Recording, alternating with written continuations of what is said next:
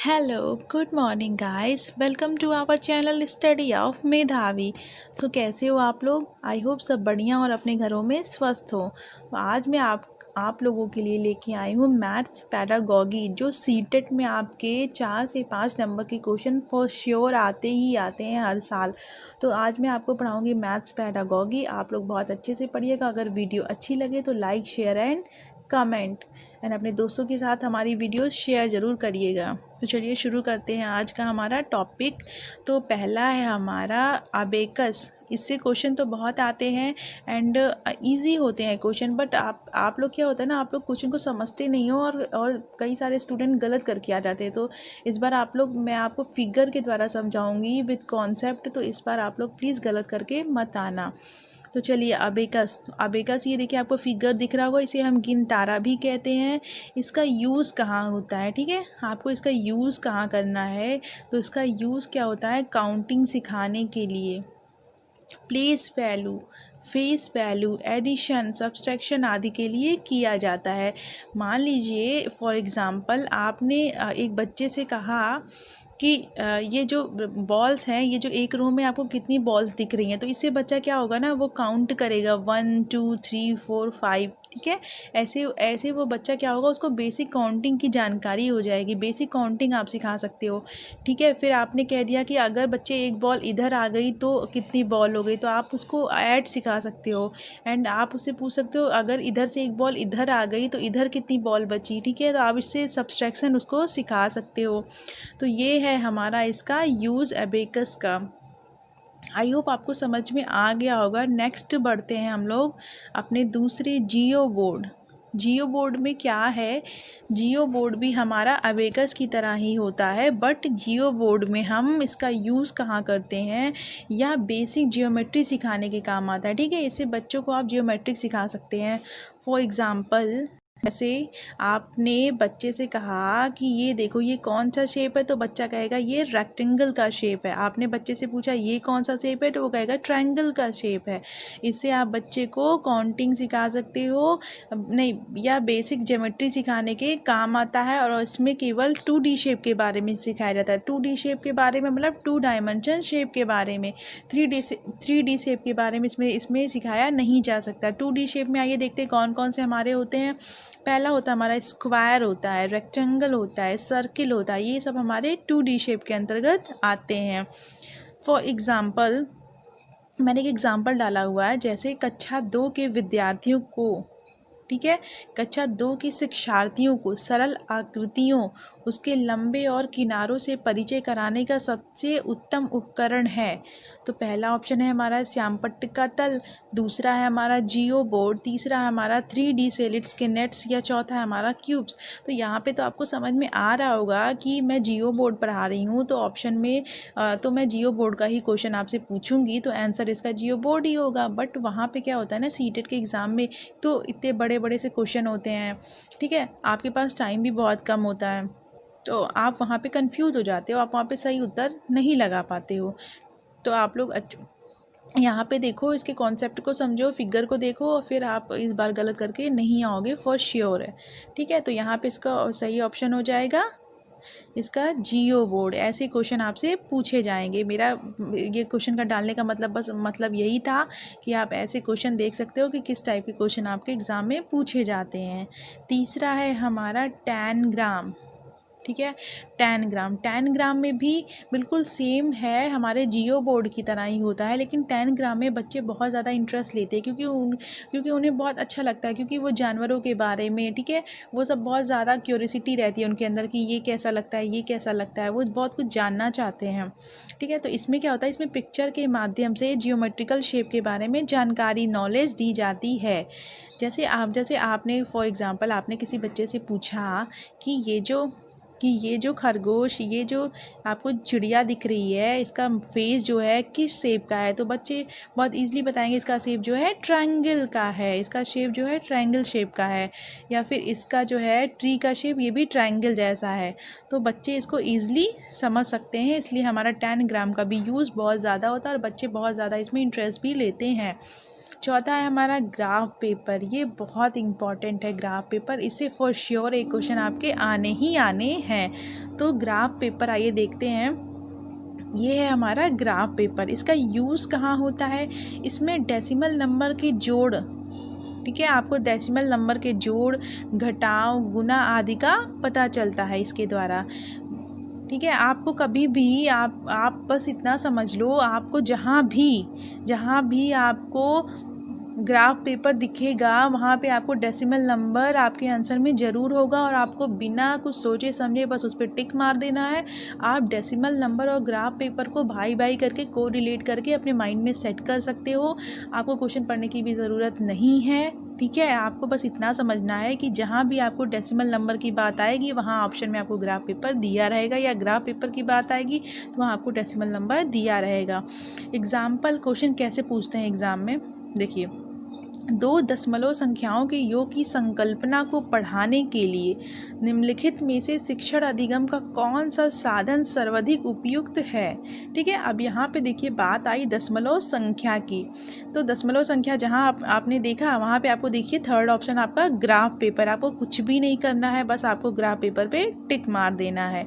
ये है आज का ट्रिक है हमारा कि दशमलव संख्याएं जहां आपको दिखेंगी वहां आपको ग्राफ पेपर दिखेगा। ये श्योर आपके एग्ज़ाम में आप कोई भी सेट उठा के देख लो, वहां पे आपको ये क्वेश्चन पक्का मिलेगा कि ग्राफ पेपर से क्वेश्चन ज़रूर आते हैं। पांचवा है हमारा डॉट पेपर। डॉट पेपर क्या होता है? इसमें भी जियोमेट्रिकल शेप के बारे में ही नॉलेज दी जाती है। डॉट पेपर के बारे में भी इसमें भी बच्चे बहुत इंटरेस्ट से करते हैं। जैसे फॉर एग्जांपल आपने ये डॉट लिया, ठीक है, आपने इस डॉट को मिलाया, तो आपने बच्चे से पूछा ये क्या बन गया, तो बच्चे ने कहा ये स्क्वायर बन गया। ठीक है, आपने इजीली बता दिया। अगर ये आप उसे पूछेंगे कि ये क्या बन गया बच्चे, तो ये कहेगा रेक्टेंगल बन गया। तो आप डॉट को मिला कर भी बच्चे को समझा सकते हो या उसके द्वारा भी करा सकते हो ये चीज़ें। तो ये है हमारा आज का 5 टॉपिक था। ठीक है, यहाँ से क्वेश्चन आपके सीटेट में पूछे जाते हैं, सीटेट पैडागॉजी में पूछे जाते हैं। आई होप आपको समझ में आ गया होगा। अब आप मिस्टेक नहीं करके आओगे। तो चलिए इससे रिलेटेड प्रैक्टिस सेट देखते हैं। प्रैक्टिस सेट में मैंने क्वेश्चन डाला हुआ है, उससे भी क्वेश्चन आपके ज़रूर आते हैं एग्ज़ाम में। तो पहला हमारा है, ठीक है, ये आपकी संख्या दी हुई है। ठीक है, 70560 में 5 के स्थानीय मान और 6 के जातीय मान का गुणनफल क्या होगा? ठीक है, आपको इसमें बताना है कि 5 के स्थानीय मान। ठीक है, तो पहले आइए बात करते हैं कि स्थानीय मान यानी प्लेस वैल्यू क्या होती है। ठीक है, प्लेस वैल्यू क्या होती है? तो जिसका भी स्थानीय मान पूछे, प्लेस वैल्यू जिसका भी स्थानीय मान पूछे ना, जैसे आपको 5 का पूछ रहा है यहाँ पे आपसे स्थानीय मान, तो उसको लिख लो। ठीक है, आपको यहाँ पे 5 को लिख लेना है। ठीक है, आपने यहाँ पे 5 को लिख लिया। ठीक है, जिसका भी स्थानीय मान पूछे आप उसको लिख लो। फिर उसके आगे कितनी गिनतियाँ दी हुई हैं? 5 के आगे 2 गिनती दी हुई है। ठीक है, तो आप यहाँ पे 2 0 बढ़ा लो। ये हो गया आपका स्थानीय मान। ठीक है, स्थानीय मान हो गया ये आपका। और 6 के जातीय मान का गुणनफल। जातीय मान का मतलब फेस वैल्यू। ठीक है, जातीय मान का मतलब फेस वैल्यू होता है। तो फेस वैल्यू क्या होता है हमारा? जिसका भी फेस वैल्यू आपको ज्ञात करना होता है वो वही अंक लिख दिया जाता है। आप इसको इस तरह से भी समझ सकते हो कि जो है प्लेस वैल्यू क्या होती है, प्लेस हमेशा चेंज होता रहता है। ठीक है, इसीलिए आपका प्लेस जो है, आपकी प्लेस वैल्यू हमेशा चेंज होती रहेगी। लेकिन जो आपका फेस यानी फेस आपका एक ही होता है, इसलिए फेस आपका एक होता है, वो कभी चेंज नहीं होता है, इसलिए वो उसका मान हमेशा वही रहता है। तो ठीक है, यहाँ पे इसको सॉल्व करते हैं। तो ये हो गया हमारा, इसका कितना लिख लेंगे हम लोग?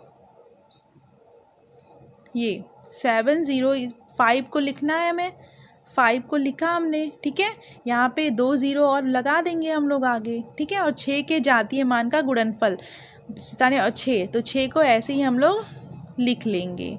अब मल्टीप्लाई करा देंगे। ठीक है, कितना आ गया? 3000। ठीक है, तो ये वाला ऑप्शन हमारा सही हो जाएगा, बी वाला ऑप्शन सही हो जाएगा हमारा। 6 पंचे 30। ठीक है, और 2 0 आप लोग बढ़ा देना, ये आपका राइट आंसर ये हो जाएगा। चलिए, स्थानीय मान एंड जातीय मान, आई होप आपको समझ में आ गया होगा। स्थानीय मान का मतलब प्लेस वैल्यू, यानी आपकी प्लेस हमेशा चेंज होती रहती है, इसलिए इसके मान भी हमेशा चेंज होते रहेंगे। और जातीय मान यानी फेस वैल्यू, यानी जिसका भी मतलब फेस आपका एक ही होता है, ठीक है, तो हमेशा इसका मान जो है हमेशा स्थिर होगा, यानी एक ही होगा, यानी जो पूछे वही आपका फेस वैल्यू हो जाएगी। चलिए, हमारा सेकंड क्वेश्चन देखते हैं। ये क्वेश्चन भी हर बार एग्ज़ाम में पूछा जाता है कि ऐसे लिख देगा 10 दहाई प्लस 11 सैकड़ा प्लस 12 इकाई ये किसके बराबर है।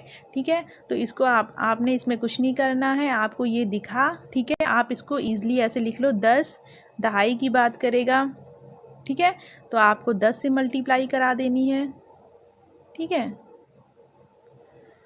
11 सैकड़ा कहाँ है, तो 100 से मल्टीप्लाई करा देनी है, ठीक है। 12 इकाई, यानी इकाई का मतलब एक ही होता है, ठीक है, आप इसका मल्टीप्लाई करना, तो ये हो गया 100, आपका यहाँ पे हो गया 100, ठीक है। ये हो गया 1100 और ये हो गया 12, तो कितना हो गया 12 इज़ द राइट आंसर, यानी आपका डी वाला ऑप्शन सही हो जाएगा। ठीक है, आपको कुछ नहीं करना, आपको 10 दहाई यानी 10 इंटू 10 मल्टीप्लाई करा देना है, प्लस 11 सैकड़ा का है ना, 11 प्लस 100 का मल्टीप्लाई करा देना है, प्लस 12 इकाई का है तो 1 का मल्टीप्लाई करा देना है, प्लस तीनों को ऐड कर लेना है। ठीक है, आई होप आपकी समझ में आ गया होगा। चलिए, नेक्स्ट क्वेश्चन लेते हैं हमारा। ये क्वेश्चन भी एग्जाम में बहुत पूछा जाता है, हमारा थर्ड क्वेश्चन, ठीक है। इसको हम स्टेप बाय स्टेप सॉल्व करेंगे। जैसे कह रहा है 2 और 2/3 समकोण में डिग्रियों की संख्या है, तो 2 और 2/3, ठीक है, 2/3 समकोण का मतलब हमारा 90 डिग्री होता है, ठीक है, समकोण का मतलब हमारा 90 डिग्री होता है। तो 2 समकोण डिग्री, पहले हम इसको करेंगे, 2 समकोण डिग्री, यानी 2 समकोण डिग्री का मतलब 2 into 90 degree is equal to 180, ठीक है, इतना आपकी समझ में आ गया, इज इक्वल टू 180 हो गया, ठीक है। फिर क्या कह रहा है 2/3, ठीक है, ये हो गया हमारा 2 और 2, फिर कह रहा है 2/3 समकोण में, यानी 2/3 समकोण। अब इसका हम लोग वैल्यू निकाल लेंगे, इसकी वैल्यू कितनी आ गई, 30×3 90, यानी कि 60। पहले आया हमारा 180 था हमारा, इसमें हम 60 और ऐड कर लेंगे, ये कितना हो गया 8 6 14, यानी 240 इज द राइट आंसर हमारा। आपको इसमें कुछ नहीं करना है, पहले इसको अलग अलग तोड़ लीजिए। पहले 2 समकोण में डिग्रियों की संख्या निकाल लीजिए, 2 × 90, ठीक है, 90 आपको मल्टीप्लाई करा देना, 180 आ गया, ठीक है। फिर आपको 2/3 कह रहा है, 2/3 इंटू मल्टीप्लाई बाई 90, ठीक है। फिर आपका क्या आगे जाएगा, वहाँ से आंसर आ जाएगा, आप उसको ऐड कर देना, बट आपका आंसर निकल जाएगा, ठीक है। आई होप अब आप लोग को समझ में आ गया होगा ये क्वेश्चन और ये जो मैंने आज आपको पढ़ाया। तो ठीक है, आपको हमारी वीडियो कैसी लगी कमेंट सेक्शन में बताइएगा ज़रूर, और तब तक के लिए थैंक यू।